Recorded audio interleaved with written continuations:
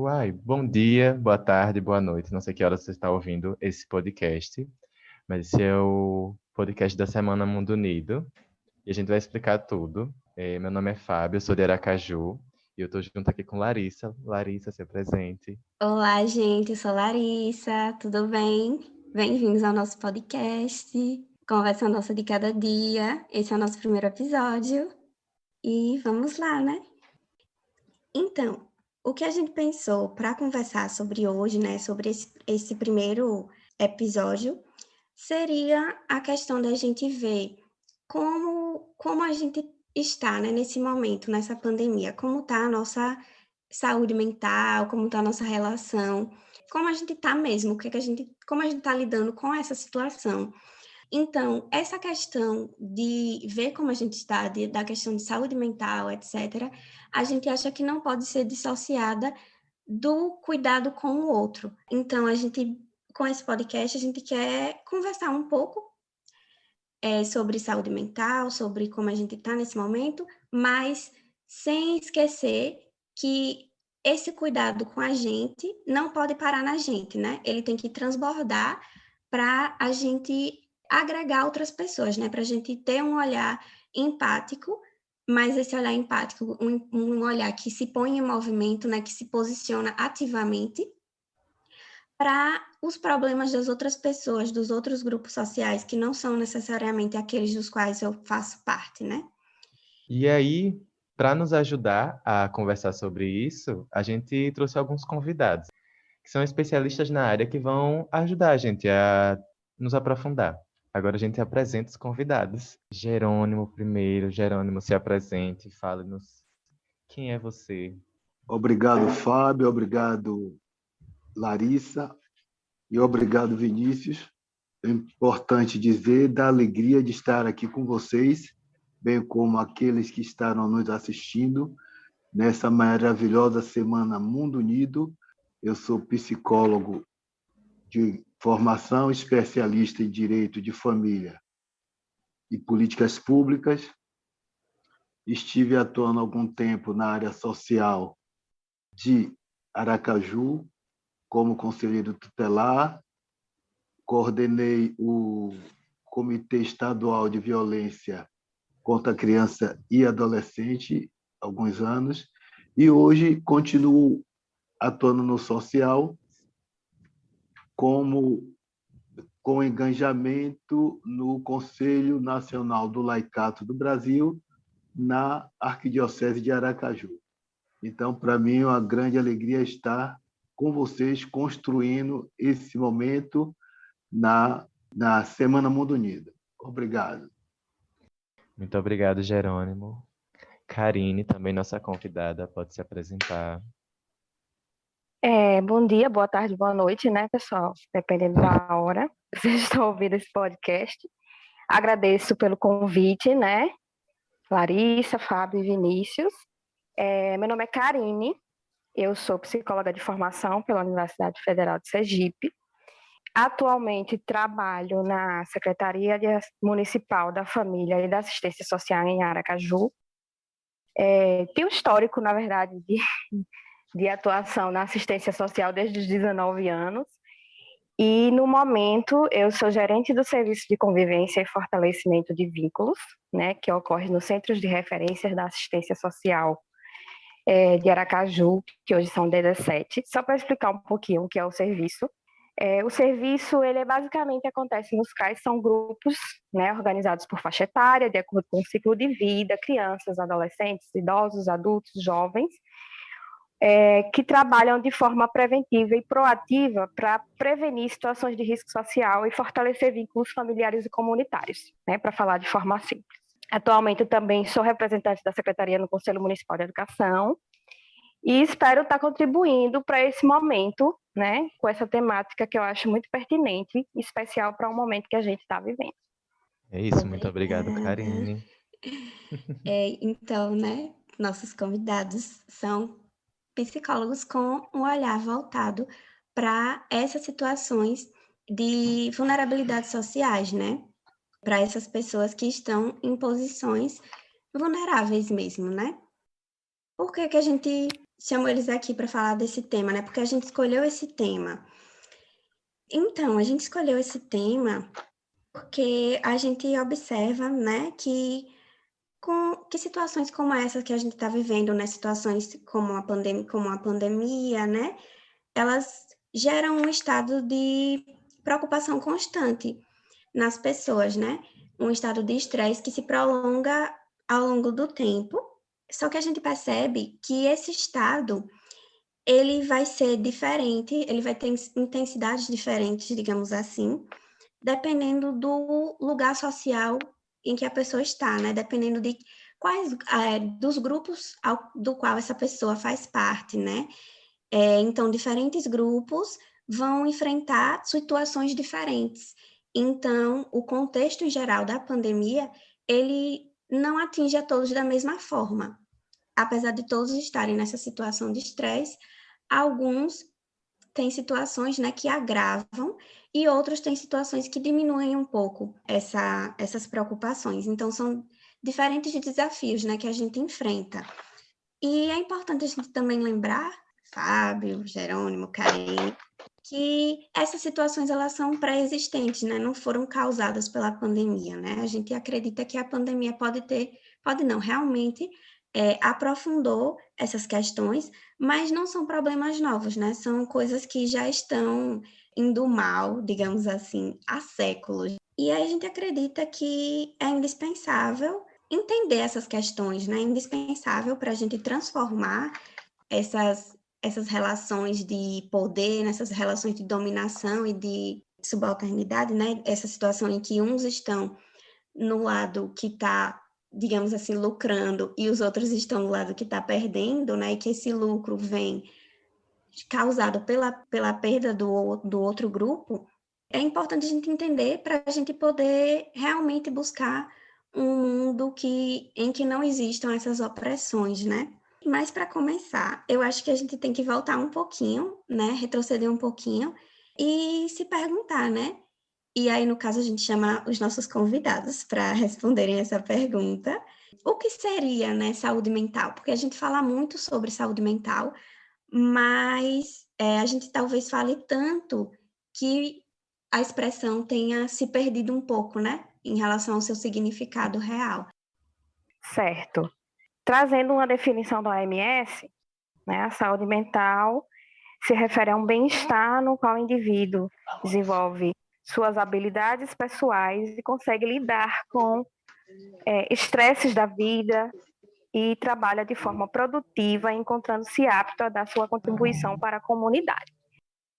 Então, acho que a saúde mental, como a gente vai lidar com as situações adversas da vida e conseguir se adaptar, criar mecanismos, né, de adaptação às situações adversas da vida, né, no sentido de se manter produtivo, né, que tem muito a ver com o sistema capitalista. Acho que a saúde mental hoje, principalmente, é muito atrelada a gente conseguir se manter produtivo, né, conseguir se manter ativo, e está muito relacionada também à dimensão relacional, de como você interage com o outro, de como você se relaciona, né? Não existe uma definição, até o OMS não consegue ter uma definição fechadinha do que é saúde mental. Mas eu acho que se apoia muito, muito nessas questões de se manter produtivo, né, de conseguir se relacionar bem e de conseguir lidar bem com as adversidades que a vida vai colocar no seu caminho, digamos assim, né, falando em termos bem. E é importante também falar que saúde mental não é necessariamente ausência de doença mental nem de transtorno mental, né? Às vezes o sofrimento ele não gera necessariamente um transtorno, mas ele é uma coisa que está ali no seu dia a dia, que persiste, que você às vezes não reconhece, né? Porque eu acho que muito do sofrimento psíquico ele tem a ver com você embotar, né, certos sofrimentos, você guardar, você não lidar com aquilo, o seu mecanismo de defesa muitas vezes é a fuga. E aí existe essa dificuldade de lidar com os problemas de saúde mental, porque existe muito preconceito, né? E muitas vezes os problemas de saúde mental eles são vistos como fraquezas. Então eu acho que a saúde mental ele tem muito a ver com essa questão da produtividade e do lidar com situações adversas. como vocês conseguem harmonizar, né, tudo isso, suas emoções e suas ações, para conseguir lidar e criar mecanismos para lidar com situações adversas. Acho que, de forma geral, é isso. E, Gerônimo, teria alguma coisa a comentar também sobre essa Para fala? complementar o que nossa querida Karine falou, a minha nobre colega, eu também fui beber na saúde mental, definida pela Organização Mundial de Saúde, que ela diz que implica mais do que a ausência de doenças, né, mentais. Tem a ver com a qualidade de vida cognitiva e Isso. emocional do indivíduo. É um estado de bem-estar social, do qual o indivíduo é capaz de usar suas habilidades para recuperar-se do estresse rotineiro. Isso tudo que a gente está contextualizando, né? E um dos principais impactos da pandemia é, sem dúvida, o aumento dos transtornos mentais e do trauma psicológico provocado diretamente pela infecção e por seus desdobramentos secundários. E aí a gente pode dizer assim, se porventura a gente não estiver sempre processando, né? Além dos cuidados sanitários oriundos dos profissionais e dos bem qualificados da área de saúde. Lavar a mão, usar a máscara, isolamento, quando porventura a pessoa se infecta, distanciamento social. Não é que a gente vai criar uma neurose, mas a partir do momento que a gente procura evidenciar esses cuidados consigo próprio e com aqueles que estão ao nosso redor, a gente vai ter também a possibilidade de preservar a saúde corporal naturalmente e mental como consequência. E aí a gente pode ver, fazendo um recorte das famílias que têm sido atingidas, muitas vezes que morrem mais de 1, 2, 3, como chega ao nosso conhecimento, como é que fica o emocional desses entes queridos que ficaram, porque a gente sabe que não pode nem se despedir. E nós somos seres em relação.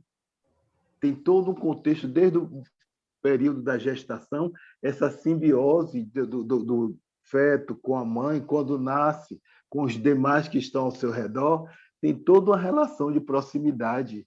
E aí, no decorrer do tempo, essas emoções que vão sendo amalgamada no contexto psicoemocional vão se fortalecendo ao longo da vida. E quando, porventura, nessa finitude da vida, por uma questão de pandemia, de doença coletiva, que a gente sabe todo o contexto que o Brasil vive pelo negacionismo, isso certamente tem gerado um distúrbio emocional nessas pessoas que têm sido mais afetadas, a ponto de nós, profissionais da psicologia, a nível não só de Brasil, têm sido altamente convocados para ajudar, mobilizar, né, as energias desses cidadãos e cidadãs para trabalhar, sim, o emocional. O luto que vai certamente trazer consequências nesse contexto de pandemia, muito embora a gente sabe que a transcendência da vida é inerente desde o momento da concepção, né? E vai até a tenraidade de acordo com o estar biológico desse cidadão.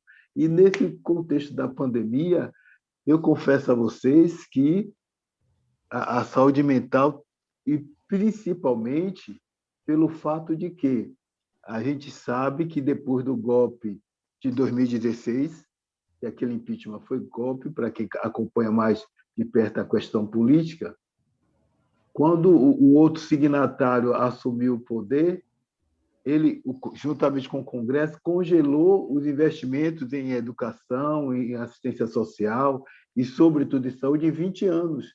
E esse cidadão que está aí de plantão também cortou mais ainda verbas para a educação.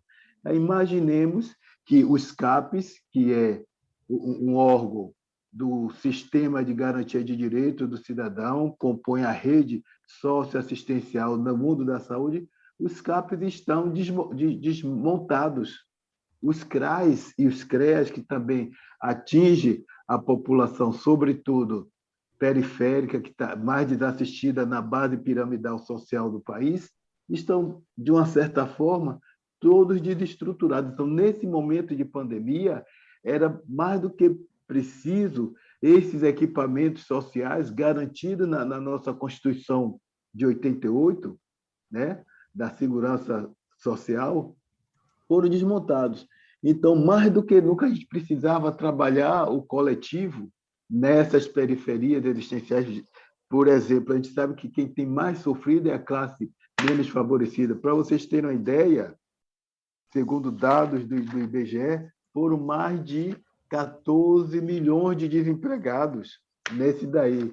Se a gente for fazer um recorte da questão da violência doméstica, segundo os dados, os indicativos sociais, a questão do feminicídio, só no primeiro semestre de 2020, atingiu 648 mulheres, e mulheres, sobretudo jovens, sobretudo na classe social mais desfavorecida. Se fizermos um recorte na questão de classe, no quesito da pandemia, as desigualdades sociais, o acesso digital, o sistema de saúde, como eu já falei, a questão da moradia, a impossibilidade do isolamento, que a gente sabe que tem comunidades em que é um quarto e sala para N número de moradores, de família, né? O acesso à computação para aqueles que estão na escola. Então, é uma série de conflitos que geram e dificultam o caminhar tranquilo na saúde mental desse cidadão. Então, a gente pode aprofundar um pouco mais o nosso discurso, mas eu quero que vocês falem aí alguma coisa. Está franqueada a palavra, viu? Muito obrigado, Karine. Muito obrigado, Jerônimo. Eu acho que, na verdade, a gente já começa a entrar um pouco no ponto, né? Eu só queria retomar uma coisa que Karine falou, assim, e que Jerônimo também complementou, que a forma como eu vejo muito nas redes sociais, o assunto sobre saúde mental é sempre visto de uma maneira muito superficial, né? Muito colocada como estar bem o tempo todo, né? Estar, enfim, feliz o tempo todo, né? Então, quando se fala sobre saúde mental, está relacionada mais a lidar com, ter a capacidade de lidar com as situações, né? E conseguir ir levando a vida. Não sei se eu peguei bem essa parte, mas a minha interpretação do que vocês estavam falando foi essa, assim, né? De que, tipo, tem mais a ver com ir lidando com os problemas, né? E como, com o que foi dito, né, a gente percebe que os problemas são muito diversos, né? E como a política está diretamente associada, né, às ações políticas no sentido da política partidária, né? Como ela afeta diretamente as pessoas e afeta de maneira muito diferente. E é justamente isso que a gente quer puxar agora para esse ponto, né? Que os marcadores sociais, né? Que são essas identidades, essas experiências que grupos sociais vivem na nossa sociedade, fazem com que cada um enfrente de uma maneira diferente, né? Não que todas as pessoas de um mesmo grupo vão experienciar de maneira igual, mas o que são esses marcadores, né? A gente pode pensar sobre os marcadores de gênero, né? A gente pode pensar sobre os marcadores raciais, sobre os marcadores de classe, né? E como ser mulher nessa sociedade, como o Jerônimo falou sobre a questão do feminicídio e a frequência aumentada durante esse período, né? Como a questão de ser uma pessoa não branca, ser uma pessoa negra, ser uma pessoa indígena no Brasil, como isso tem acontecido dentro desse contexto da pandemia, como a questão da pobreza afeta também. E a gente quer saber, assim, dos convidados mesmo, de Karine e de Jerônimo, como é que vocês podem comentar mais sobre esse aspecto, né? Como pensar a saúde mental e como esses marcadores sociais vão fazer a diferença, né? Durante a pandemia e como a Larissa falou antes, né? O que é que vocês poderiam dizer para nós sobre isso? A fala de Jerônimo, eu já anotei tanta coisa aqui, porque tem tantas coisas aí. Mas acho assim, a pandemia, acho que é a condição mais adversa que qualquer um já enfrentou, né? Acho que ninguém nunca passou, né, pelo menos das gerações mais jovens, acho que até das gerações mais antigas, nunca passou por uma situação dessa num âmbito coletivo, né? A pandemia, ela deveria suscitar, né, comportamentos mais voltados para a visão da coletividade, mas parece que ela está suscitando mais a visão individualista, né? A questão do negacionismo que Jerônimo colocou, né? Enfim, pelo contexto político, pelo líder que a gente... Líder não, pela pessoa que está na presidência hoje, que parece que inflama e incita mais esse tipo de comportamento. Mas acho que a pandemia, como a gente falou, né, a saúde mental é a capacidade de conseguir lidar com situações adversas, com os desafios. Eu acho que a pandemia, eu acho que é o maior desafio que todo mundo já enfrentou. Esses dias eu li uma frase que dizia assim: seja paciente e gentil com o outro, porque quase ninguém está bem. E acho que é uma grande realidade. Então, se a gente, né, que tem as condições objetivas, por exemplo, de ter segurança de renda, segurança de ter uma casa, segurança de ter uma alimentação, está tendo dificuldade de lidar com isso sem gerar gatilhos de ansiedade, sem gerar gatilhos de fobias, de medos até, que exacerbam, né? Imagine aquela pessoa que já tinha outras questões, né, que já dificultavam a manutenção da saúde mental dele em uma situação normal de vida.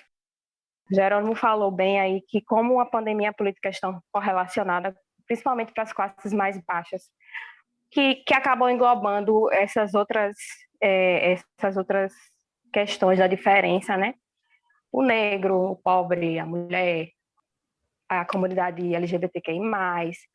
A gente, na assistência, inclusive essa semana eu estava lendo um livro que falava justamente disso, de como a dimensão relacional da vulnerabilidade, que são justamente essas características culturais e sociais diferentes, que são desvalorizadas ou discriminadas negativamente, influenciam no agravo da dimensão da vulnerabilidade social, que são as condições materiais, dificuldade de acesso à renda, serviços, educação de qualidade, etc. Então, acho que a pandemia aprofundou muito, né, essas vulnerabilidades e trouxe e colocou mais pessoas nessa situação de vulnerabilidade social. A gente tem os autônomos que têm uma relação de trabalho precarizada que ficaram totalmente à mercê, né, sem renda. E no início da pandemia, para nós da assistência, pelo menos, foi um momento assim de muito difícil mesmo, porque a gente precisava dar respostas, as pessoas estavam precisando de respostas e a gente não tinha como dar, porque a gente nunca tinha enfrentado aquela situação. E aí a gente procurou das respostas emergenciais, né? Como o Jerônimo disse, a gente foi decretado serviço essencial, porém as condições para a manutenção do serviço essencial que o governo federal deu foi zero. Mas enfim. E aí o governo federal vem com auxílio emergencial, que foi uma forma totalmente excludente para quem mais precisava de oferecer um auxílio, porque você precisava de celular, e a gente tinha o nosso, que a gente chama de usuário, que não tinha um celular, que conseguia baixar um aplicativo. Aquele celular que conseguia baixar um aplicativo não tinha memória, ele não tinha condições de manusear aquilo, então a gente teve que receber todas essas pessoas numa situação de pandemia, centenas de pessoas todos os dias nos nossos equipamentos para poder auxiliar a pessoa a ter condições de receber esse auxílio. Fora isso, outras pessoas que iam no sentido de ajudar, entre aspas, e que acabavam tirando o auxílio daquela pessoa. Então, assim, foi um auxílio excludente, né? Muitas pessoas que não precisavam, não tinham a menor necessidade daquele auxílio receberam, e aqueles que mais precisaram foram excluídos mais uma vez. Então, aprofundou ainda mais essa questão da excludência. Depois de muito tempo, a gente foi conseguindo ter estratégias para conseguir atender nosso usuário, para conseguir dar acesso a ele ao mínimo, ao que é de direito dele. E eu acho que a questão da pandemia em relação a essas questões sociais ainda vai repercutir muito após. Eu fico pensando, por exemplo, no contexto da educação, como isso vai repercutir no futuro desses meninos e meninas que estão na educação pública, que não tem condições de acompanhar a aula, que não tem condições de estudar sozinho, que não tem um tutor que consiga auxiliar. Eu não consigo nem mensurar como vai ser isso depois. E eu já começo a pensar em como a gente vai, né, ter essa parceria com a educação, a gente da assistência vai ter essa parceria com a educação para conseguir auxiliar a dirimir o impacto que isso vai ter futuramente.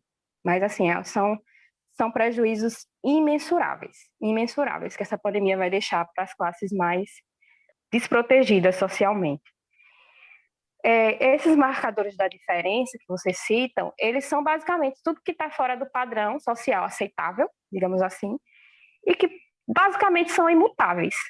Então, imagina uma pessoa conseguir lidar com isso em situações normais e durante uma pandemia, né? Quando vocês falaram, né, que saúde mental está bem, é o bem-estar, etc. Se você que tem, né, como eu disse, as garantias básicas de direito, nem sempre consegue estar bem, imagine uma pessoa que não tem o básico, né? A gente tem conversado como a gente falou, né? Ninguém está bem nesse momento. Nossas equipes de assistências que estão na ponta estão exaustas, né? A gente não parou desde o início da pandemia.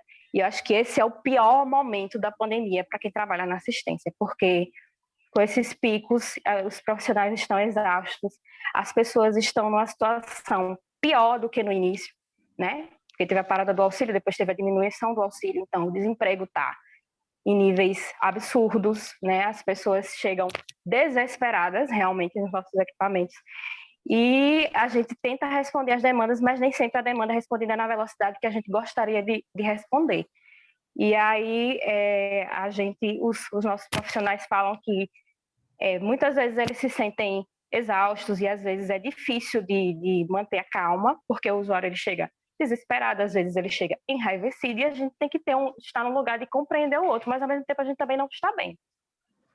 Então, eu acho que tem sido um momento muito difícil. Quando o Jerônimo falou dos números de violência, né, é impressionante o aumento de violência, das violações de direito, né, que a gente chama.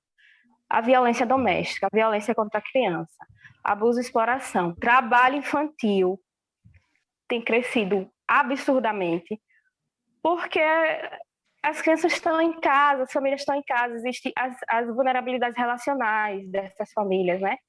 E aí isso se agrava, porque você está ali o dia todo, o tempo todo, né? As crianças estão ali em casa o tempo todo, então tem sido complicado. A gente tem feito o nosso serviço de convivência, né, que é uma atividade coletiva, foi suspensa, mas a gente está fazendo remotamente, do jeito que a gente consegue, usando todas as estratégias possíveis de fazer visita, de entregar kit, de fazer atendimento individualizado no CRAS, de fazer videochamada com quem a gente consegue, né, porque os nossos usuários dificilmente têm celular, têm acesso à câmera, etc.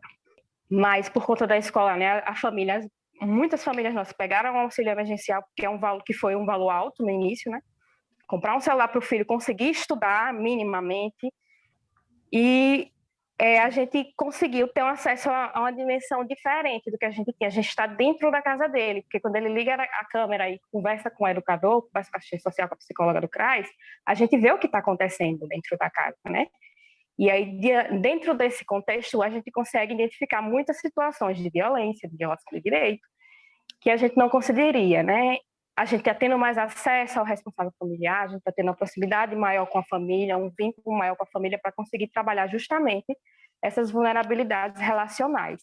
Mas, assim, é um momento extremamente difícil, né, para quem trabalha com assistência social, para quem está na ponta, porque, como o Jerônimo falou, a gente está sofrendo um desmonte paulatinamente, mas tentando manter o trabalho da assistência social para essa parcela mais vulnerável socialmente da população. E eu queria só comentar rapidinho que, como o Karine estava falando, né, dessas vulnerabilidades, que são coisas que a pessoa não pode mudar, né, que é a questão de raça, muitas vezes questão de orientação sexual, identidade de gênero, que às vezes a pessoa até fazia parte de um núcleo familiar, digamos assim, mas é excluída desse núcleo familiar por questões da orientação sexual, de identidade de gênero, e em relação à questão de raça, a gente sabe que quando a gente fala, né, das classes mais baixas, né, das pessoas que são realmente pobres, majoritariamente são pessoas negras, né, são pessoas que não são brancas, né, são pessoas de outras etnias, de outras raças. E tá tudo muito interligado, né, com o que Karine falou no começo também, dessa relação, né, também da saúde mental com o capitalismo, que a gente não vai entrar muito nisso hoje, porque senão nunca mais ia acabar esse podcast, mas com a política partidária e com tudo isso, que eu acho que é super importante, né? Que às vezes a gente quer fugir dos assuntos, mas não tem como, né? Não tem como a gente falar sobre o que é que está acontecendo na assistência, né? Porque, assim, eu não sei como a maioria das pessoas está vendo, mas o que eu vejo mais falando é de como profissional que está tipo, que tá na linha de frente, eu vejo falando muito do pessoal da saúde. E eu não vejo muito falando sobre o pessoal da assistência, por exemplo, que tem que muitas vezes ir fazer visita presencial, né, nos lugares. E aí as pessoas que estão nesses lugares de vulnerabilidade, às vezes não têm acesso à informação, então não têm condições de adotar todos os procedimentos de higiene, né, de ter uma máscara, às vezes não tem nem sabão para lavar as mãos, né? E tem todas essas outras questões também, mas aí eu vou passar a palavra para Jerônimo, para ele comentar um pouquinho também, né? Ok, Larissa. Obrigado, Karine, pela excelente explanação, viu? E dando continuidade, eu confesso a vocês que esse tema ele bole muito com o nosso emocional, porque nós que atuamos no social, a gente vê toda essa realidade que Karine falou. Eu também atuei na assistência social de Aracaju durante 3 anos e nós fazíamos visitas domiciliares, a equipe multidisciplinar, né? E a gente via essa realidade lá atrás. Eu trabalhei uns 10 anos atrás. E imagine agora com a pandemia e antes da pandemia, com esse retrocesso que foi feito em 2018, no congelamento de 20 anos dos investimentos nessas 3 áreas fundamentais do desenvolvimento do Brasil, né? E a gente vê que realmente tudo que está sendo propagado, só quem está na linha de frente é que sabe a situação. A gente tem recebido assim, muitos vídeos de médicos, enfermeiras, implorando a população que se cuidem, porque eles estão na exaustão total. Imagine o contexto emocional desses médicos, todo dia, toda hora, vendo pessoas transitarem, morrerem por.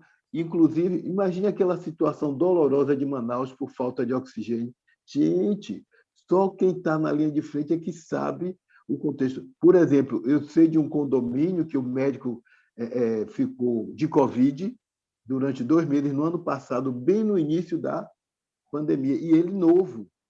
Gente, esse médico teve um trauma emocional tão grande que ele não sai nem de dentro de casa mais. Todo dia eu encontrava esse cidadão, onde ele mora ali, que eu ia caminhar, ele fazendo Cooper com seu cachorro, e ali, esse cidadão não sai mais de dentro de casa. Está traumatizado com a pandemia. Cada pessoa vai ter uma reação diferente. E aí a gente faz o recorte. A PUC do Rio, por exemplo, ela diz que mais de 85% desses brasileiros que morreram são da classe da raça negra, que também são os negros e pardos, né? E principalmente os pobres, porque o negacionismo do governo federal ele perpassa todas as raças, e principalmente a classe abastada. A gente tem visto na própria televisão quantos conflitos de relação, né? Teve aquele desembargador no Santa Catarina e tantos outros que estão assim por perto. Além de eles negar a questão da doença em si, se nega o direito de ser solidário com o outro. Teve aquela cidadã do Rio de Janeiro que foi emblemático, vários dias passando na televisão, que ela disse assim: ele é formado melhor do que você, né? Não sei se vocês se lembram, quando o agente de saúde da Prefeitura do Rio foi abordá-los por causa da aglomeração, pela falta de máscara, ela, Eu lembro. inclusive, tentou menosprezar, tentou não, desprezou o cidadão como se um canudo fosse o tudo na vida. Nesse contexto, como vocês estão abordando, do ousar a cuidar, quem é o outro? O outro é igual a mim, porque é constituído ser humano, diferente de mim por conta do contexto social, contexto econômico, contexto da saúde, mas tudo que o outro sofre, eu também sofro de acordo com o meu contexto socioeconômico e espiritual, né? Noético.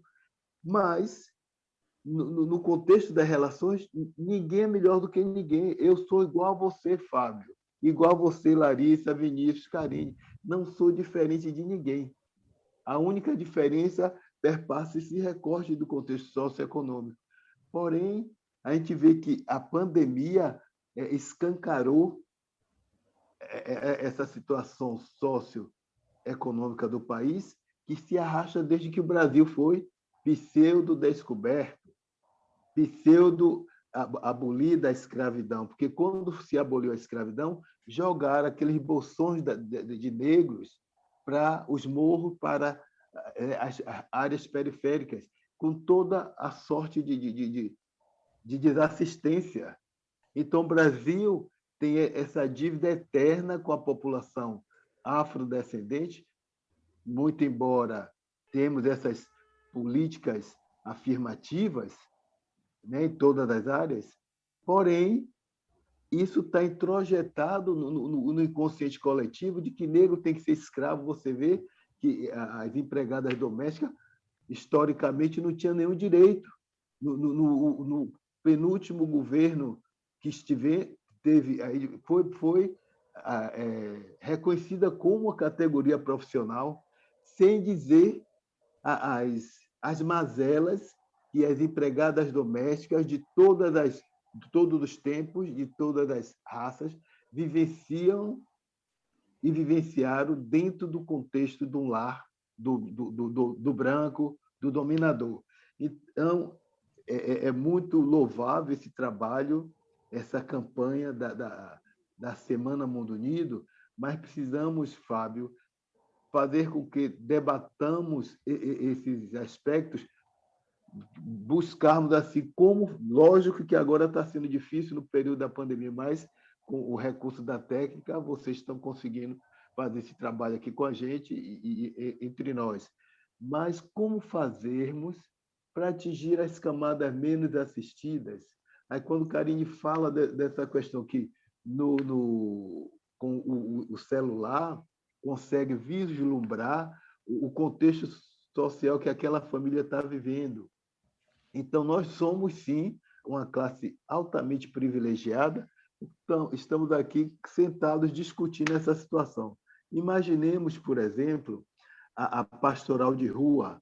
A pastoral de rua, se vocês não sabem, diariamente eles fornecem à noite 250 a 300 refeições, não só para a população de rua. Então, tem sido um trabalho louvável de há um ano que esse pessoal tem feito. E tem ali pessoas de risco. O coordenador, o Marcos, que eu conheço, Marcos tem quase 60 anos e está ali na linha de frente. Ele disse: olha, Jerônimo, eu estou sempre pedindo a Deus, me cuidando, mas não posso deixar de fazer esse trabalho, que é um trabalho altamente enriquecedor do ponto de vista humano e do ponto de vista social. Então, a pandemia realmente escancarou de uma forma assim dolorosa a questão da fome. Há 2 décadas atrás, o grande sociólogo Herbert de Souza, o famoso Betinho, ele fez uma cruzada no Brasil contra a fome. Então, foi uma campanha linda e maravilhosa. A gente viu agora, encerrou-se na semana passada, o projeto Mãos Amigas, né? Que a TV aqui de Sergipe, juntamente com o SESC, e, sobretudo, a CUFA, né? Que é a Central Única dos Favelados, que tem a sua seção Sergipe, encampou essa campanha, né? E fizeram esse trabalho maravilhoso, onde conseguiram mais de 20 toneladas de alimentos. Só que, logo, logo, essa alimentação arrecadada vai acabar. Então, nós precisamos nos mobilizar, incentivar, e, de vez em quando, a gente recebe assim ligação de algum amigo, alguma pessoa que está com fome, e a fome não espera, a gente tem que correr atrás. Então, na medida do possível que a gente possa ajudar aquele que bate a nossa porta, a gente tem que se lançar, né? Abdicar de alguma coisa que a gente queira naquele momento para ajudar. Então, é preciso, né, desenvolvermos essas campanhas para dar continuidade a esse trabalho magnífico para que a gente possa se lançar como se o outro, como eu acabei de dizer, que é igual a mim, diferente de mim no contexto social, a gente se transmuda. Se tivéssemos no lugar dele ou dela, gostaríamos de ser atendido daquela forma, acolhido daquela forma. Então, esse cenário de desigualdade social aumentou de forma escandalosa. E a gente sabe que nosso país é um país de potencial de riqueza imensurável. Para vocês terem uma ideia, ontem eu soube que nós tivemos ontem uma live com o Conselho Nacional do Laicato do Brasil, que encampou o Pacto pela Vida e pelo Brasil, que a CNBB lançou no ano passado, em março, referendado por mais de 100 instituições, a exemplo da Sociedade Brasileira do Progresso da Ciência, a Associação Brasileira de Imprensa, dos magistrados, do Conselho Nacional de Direitos Humanos, do Paulo Evaristo Arnes, e tanto, OAB Nacional e tantos outros. Ontem nós tivemos uma live das 20 às 22h30, e o coordenador dizia que na quarta-feira nós tivemos uma live também a nível nacional, e o João Pedro Stedley nos disse que o MST doou para as famílias carentes no Brasil, no sul do Brasil e no sudeste, 40 toneladas de alimentos produzidos pela agricultura familiar, que também teve um corte de verba assim imenso pelo governo federal. E esse Pacto pela Vida pelo Brasil, a vida em todos os seus contextos, precisa ser abraçado por todos nós, para que essa campanha de assinaturas do abaixo-assinado, que compõe defesa do SUS, inclusive tem assistentes sociais que pedem que inclua também defesa do SUS, o auxílio emergencial de R$600, sim, investigação dos crimes cometidos pelo governo federal e a sua responsabilização, o financiamento da agricultura agrofamiliar ecológica, para que cada vez mais consigamos produzir alimentos, que a gente sabe que o que sustenta a agricultura e o fornecimento de alimentos hortigranjeiros no interior do Brasil, a grande maioria, mais de 80%, é oriundo da agricultura familiar comunitária. Então, é preciso reforçar tudo isso para que o mapa da fome em nosso país diminua de forma considerável e a questão do desemprego seja arrefecida, porque na agricultura familiar, aqueles que estão em torno do produtor rural é beneficiado, porque produz, carrega, transporta, então aquela comunidade ali é beneficiada. E na capital, como é que está essa situação? O limpador de carro, o flanelinha, a diarista, essa turma toda está a ver navios. Então, se não fosse o auxílio emergencial, que no ano passado foi de R$600, só Deus sabe como estaria essa realidade dessa camada da população. Então, é mais ou menos isso, sabe, Fábio, sabe, meninas, que a gente precisa estarmos atentos e que vamos torcer que a família Mundo Unido, a Semana Mundo Unido, não fique só nessa semana, nesse contexto da pandemia. Eu acho que a gente tem que fazer uma corrente para frente e que estejamos atentos nos nossos relacionamentos, nas nossas regiões, para somarmos às ações de solidariedade que têm sido alavancadas de norte a sul do país. Então, é mais ou menos isso que eu quero deixar assim, bem explícito, para que a gente se some mesmo, né? A começar desse pacto pela vida e pelo Brasil, viu, galera jovem? Passo a palavra para a coordenação. Eu queria complementar, porque eu preciso, como diz a história, eu preciso defender o meu peixe. Por favor, Jerônimo, você inclua a defesa do SUAS nos espaços onde você está inserido, porque o SUAS está agonizando. Eu estou fazendo isso, eu e Maria José. Sabe quem é Zezé, né? Que é do mandato de Irã Barbosa. Só para esclarecer, o SUAS é o Sistema Único de Assistência Social, certo? É uma política de direito E acho que é de muito interesse desse governo que ele morra mesmo, né? Porque é uma política de direito, não é esmola, não é a defesa do direito e o acesso ao direito dessas parcelas mais pobres da população. Quando Larissa falou, a gente não tem muita informação sobre o profissional da assistência que trabalha na linha de frente, que faz visita domiciliar.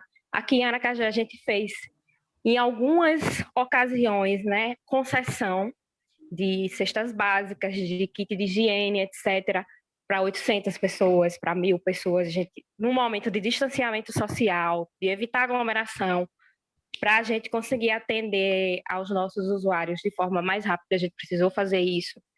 A gente precisou desocupar, retirar uma ocupação e colocar as pessoas em aluguel social. Isso durou uma semana, então a gente está na linha de frente mesmo. No entanto, nós não estamos no Plano Nacional de Vacinação, né? Nós somos serviço essencial, assim como a saúde é serviço essencial, claro que em contextos diferentes, mas é como se a gente fosse meio que invisibilizado. Isso desestimula muito nossos trabalhadores, né? E desvaloriza muito a política, que é uma política de direito. Só para contextualizar, que acho que a gente vai, né, nas experiências de vida, a gente meio que se perde. Falando sobre os marcadores sociais, certo, e etc., e a pandemia, eu acho que o indivíduo ele se constitui na relação com o outro, né? A gente vê muito, por exemplo, se você chegar hoje numa periferia, em Aracaju, parece que não tem pandemia, né? As pessoas estão na rua, como Larissa colocou, a dificuldade de ter as condições mínimas para ter os cuidados relativos à pandemia no nosso... A gente mandou, né, a gente fez entrega de sabonete, a gente fez entrega de álcool gel, de álcool, de desinfetante mesmo, porque a gente sabe que nossas famílias não têm condições nem todas, né? As nossas famílias têm essas condições mínimas de se manter seguro dentro desse contexto de pandemia, né? E a gente precisou fazer várias visitas, porque a gente tem aquele usuário que ele completamente nega a pandemia, não porque ele não respeita, não porque ele é negacionismo, mas é porque ele precisa escolher com o que ele tem que se preocupar, né? A grosso modo, né? Ele precisa trabalhar, ele precisa trazer comida para casa, ele precisa lançar mão das estratégias de sobrevivência dele para conseguir se manter. Então, ou isso, ou se preocupar com a pandemia, falando da realidade. Os nossos idosos tiveram um momento muito difícil de a gente precisar ir na casa de um por um, porque precisava ficar em casa aí é um medo exacerbado, que gera já doença mental, porque ele já é idoso, ele é grupo de risco, né? Então, a gente teve que lançar mão de estratégias para que eles conseguissem minimamente socializar através de aplicativo de mensagem com outros idosos, para não gerar uma doença maior ainda, né? Não adoecê-los mais ainda, não amedrontá-los mais ainda. E assim, falando sobre saúde mental, pandemia e marcadores sociais da diferença, eu acho que o que traduz muito a realidade dos nossos usuários, como Larissa disse, são questões imutáveis, né? Não é uma coisa que eu posso... Ninguém escolhe nascer na periferia, ninguém escolhe nascer gay, né? Ninguém escolhe nascer negro, etc. É porque são as estratégias que eles criam para lidar com a situação. Ou você normaliza, ou você nega e sofre, e tem que sofrer calado, porque se você for falar do seu sofrimento é mimimi, é vitimização, ou você cria válvulas de escape, né? Que vão desde você negar a situação toda, você ir para a bebida, para a drogadição, etc. Então, a realidade do usuário da assistência das pessoas dessas populações é essa, né? E acho que a gente que tem... Porque a gente sofre de ansiedade, a gente está sofrendo com a situação, é uma situação que se prolonga durante muito tempo, então a gente criou estratégias no começo que já não estão dando certo, agora a gente já tem que criar outras estratégias. A gente tem que olhar para o outro sabendo que a nossa situação de ter um teto, ter condições de se manter seguro, né? De usar álcool gel, de ter uma máscara, etc., não são as condições do outro. Então, às vezes, a gente aponta o dedo para o outro e acusa, porque esse povo, né, não liga nada, não estão nem aí. Então, ter esse olhar de que, né, o outro não tem as mesmas condições que eu, tal, não está nas mesmas condições que eu diante de uma pandemia. E permita, Larissa, complementar o que a Karine acabou de externar. Por exemplo, na classe menos favorecida, Karine, a gente percebe o quê? Um descaso também pela vida. Eu me lembro muito de forma assim, emblemática aquele filme Falcão, Meninos do Tráfico, quando um menino com menos de 10 anos era um super poderoso ali no território onde ele andava. Aí alguém perguntou a ele: Fulano, você não tem medo de morrer, não? Aí ele disse assim: ó, eu estando vivo, eu estando morto, é a mesma coisa. Ou seja, a finitude da vida dessa turma que está nessa situação de vulnerabilidade crucial, a vida, né, esse contexto do um viver, para ele tanto faz, estar vivo ou estar Não tem morto. nada a perder, né? O não ter nada Não tem nada a perder. Né? O comer, beber, dormir vai numa constância até o momento que ele transcende. Sim. Sim. Eu queria comentar uma coisa para a gente seguir para a próxima pergunta, que eu acho que, assim, tudo que vocês falaram foi muito importante, né? E eu vejo assim, né, que como a gente comentou no início sobre a gente participar da Semana Mundo Unido e ter a intenção de construir a fraternidade universal, né? E olhar para os problemas sociais. Eu acho que é importante que a gente perceba que quando a gente fala desses problemas assim, de maneira genérica, não é porque são problemas genéricos, né? É porque são tantos que a gente precisa dizer eles assim, às vezes de uma maneira assim, nos problemas do mundo, porque são vários, eles estão interligados, né? Então, quando a gente fala nos ambientes assim sobre as pessoas que vivem em periferias existenciais e periferias geográficas mesmo, né? A gente está falando dessas dificuldades da sociedade, né? E importante dizer que essas diferenças, esses marcadores sociais, eles não são em si problemas, né? Algumas dessas diferenças, talvez não só a pobreza, mas as outras diferenças quanto quesito racial, étnico, de gênero, sexualidade, né? Não são problemas, eles se tornam uma dificuldade de existir na sociedade justamente porque existem essas desigualdades, né? Justamente porque existe esse problema em a gente estar tentando aqui, como o Karine falou, como o Jerônimo falou, muitas pessoas da sociedade estão tentando organizar as coisas e não ter esse trabalho de equipe com as pessoas que estão liderando, né? Com as pessoas que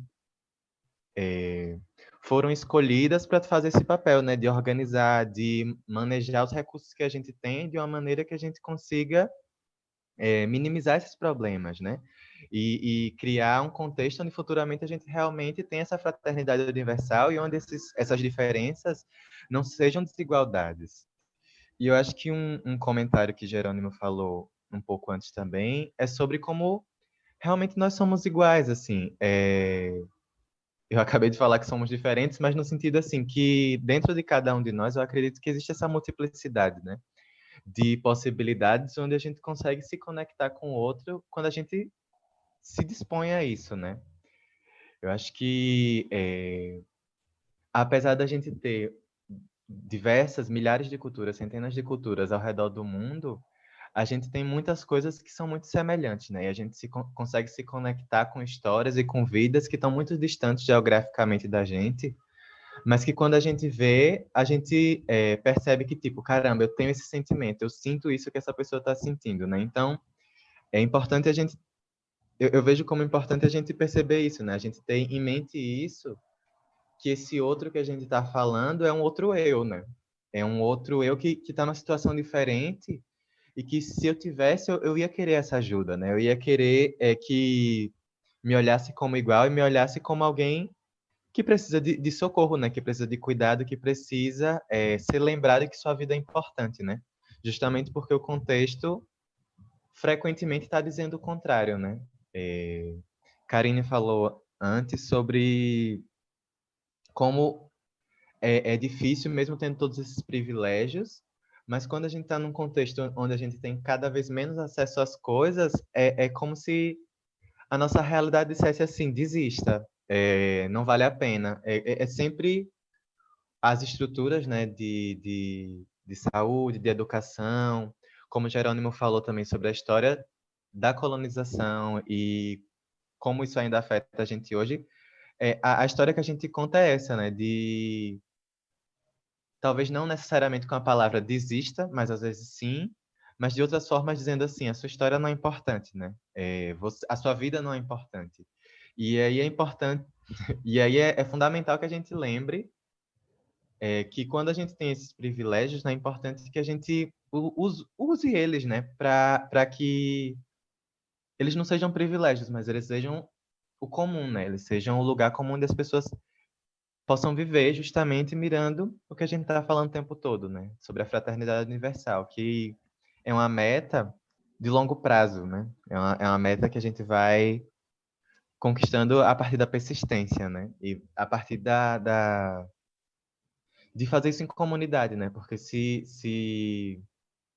como já foi dito, assim, o individualismo se torna o foco, né? A linha principal, acaba que enfim, a gente não consegue lidar, né? A gente não tem como lidar com o mundo sozinho, né? Então, como não dá para viver sozinho, a gente pensou fazer esse podcast em duas partes, porque um só não ia dar certo. São muitas coisas para a gente falar e muitas coisas para a gente absorver. Então, agora a gente encerra aqui a primeira parte desse podcast e a segunda parte vai ser divulgada em breve. Então, todas as informações você vai conseguir descobrir no @JPMUBrasil, o Instagram, onde você pode saber as datas e os momentos da divulgação. E é isso, gente. Obrigada por ouvirem o podcast na nossa primeira parte e até a parte 2.